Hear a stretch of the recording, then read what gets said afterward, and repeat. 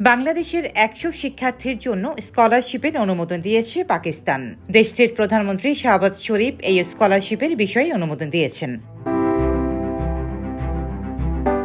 সংবাদ মাধ্যম সামা টিভি গতকাল বুধবার ২০ নভেম্বর এক প্রতিবেদনে এ তথ্য জানায়। প্রতিবেদনে বলা হয়েছে, বাংলাদেশ সরকার ঢাকা বিশ্ববিদ্যালয়ে পাকিস্তানি শিক্ষার্থীদের পড়ার উপর নিষেধাজ্ঞা তুলে নেওয়ার পর সৌহার্দ্যের অংশ হিসেবে ১০০ বাংলাদেশি শিক্ষার্থীকে স্কলারশিপ দেওয়ার সিদ্ধান্ত নিয়েছে পাকিস্তান।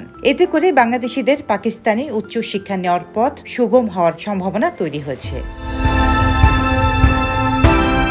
প্রতিবেদনে আরও বলা হয়েছে, শেখ হাসিনার নেতৃত্বাধীন আওয়ামী লীগ সরকারের পতনের পর বাংলাদেশ ও পাকিস্তানের মধ্যে সম্পর্ক বৃদ্ধি পাচ্ছে। স্কলারশিপ দেওয়ার জন্য পাকিস্তানি বিশ্ববিদ্যালয়গুলো বাংলাদেশি বিশ্ববিদ্যালয়গুলোকে নিজস্ব পোর্টালে যুক্ত করবে। এদিকে বাংলাদেশ ও পাকিস্তানের মধ্যে আগেও শিক্ষা বিষয়ক সহযোগিতামূলক সম্পর্ক ছিল, তবে এটি অনেকদিন বন্ধ ছিল।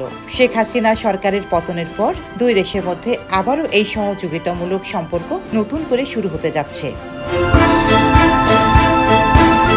ইতিমধ্যে অন্যান্য খাতেও সহযোগিতামূলক সম্পর্ক তৈরি হয়েছে। গত সপ্তাহে পাকিস্তানের করাচি থেকে সরাসরি চট্টগ্রামে এসে নোঙর করে একটি পণ্যবাহী জাহাজ। ডেস্ক রিপোর্ট, সাম্প্রতিক দেশকাল।